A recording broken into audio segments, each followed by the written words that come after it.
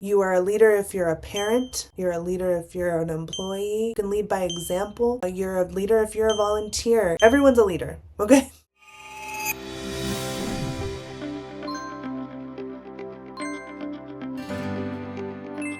I'm gonna be straight up. I am going to be real right now. I don't actually like talking about leadership. Can you believe it? And this is One Body Leadership. I don't actually like talking about leadership because of all the preconceived ideas and stigmas, right? I feel like I have to talk about leadership, especially right now. I have been in the traditional work world for many years. I've had many Joe jobs, I've had many long-term positions, and now I'm an external consultant, coach, facilitator. We'll get more into that. But I do not like talking about leadership. It's cookie cutter. There's a lot of status quo, mumbo jumbo, and I'm here to break the rules. And it's not that scary.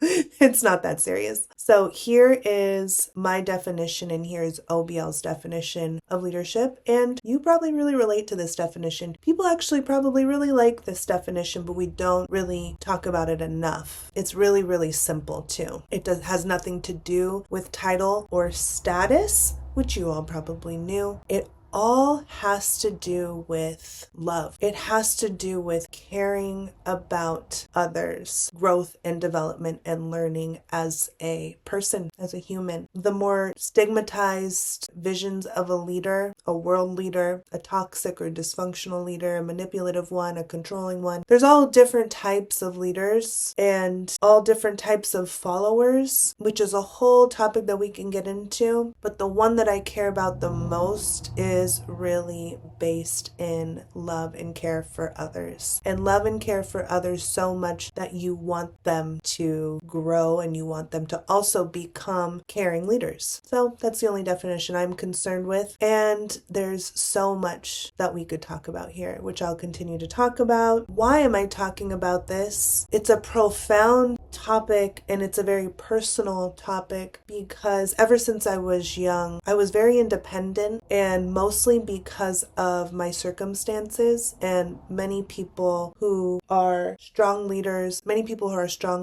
have been through adversity. It's what one of my professors coined as a twice-born leader versus a once-born leader. So twice-born leaders are leaders that don't come into leadership. It's not passed down to them, their heir, so to speak. They don't have a lot of resources, certainly not for education. There's not a lot of people before them that they look up to, and there's a lot of unpredictability and chaos early in life that there's a lot of lessons that they're having to learn. And so they develop into this person. They develop into someone who has overcome a lot of those challenges, who continues to work at overcoming. And it's, a lot of the times it's kind of based in selfishness to begin with, because you're so sick of your life circumstances that you are trying to do everything to change it. And we live in a society where, like, the greater your title, the more money you make. But that's kind of changing now because, anyone can be a business owner, and you can give yourself a title and then you're making a lot more money than someone with a higher title than you, but in a company. It's all getting flipped on its butt right now. So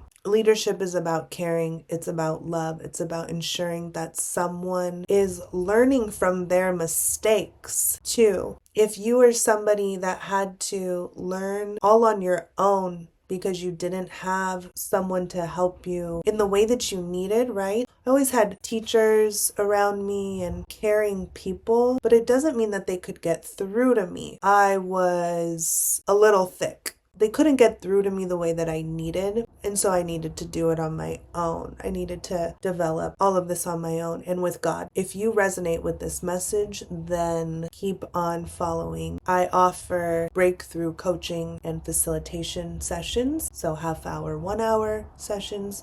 you can come on or we can come on and work together, and you will break through something, because breakthroughs not only happen on a operational or logistical level, they happen at a deeper level, and we get to do that safely, and you'll leave with a lot of feelings of inspiration and motivation. We clear some limiting beliefs out of the way. I also do this for larger organizations and companies of all shapes and sizes. This happens on a systems level as well. A larger organizational system, if you think about it, actually functions just like the human body. There's a source of energy that happens underneath the surface of everything. For an organization, that's happening inside at the leadership level. The decision makers are the most behind the scenes. They're the most hidden. They're the most private. So the source of your organization is the innermost circle. And then that power to fuel the entire company and organization comes from that core source. So is that core source burning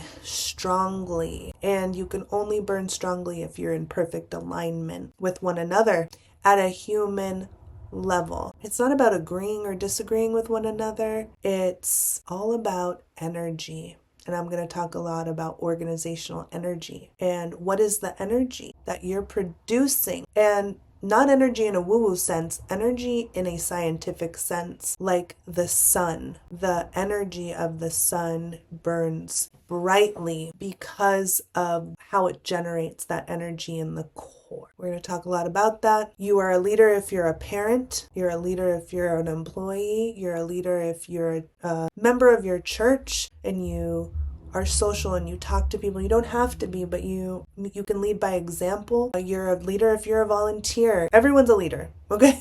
Especially if you are caring deeply about others and wanting them to grow. The way to do that is very special. So stick around for more. Have a great day.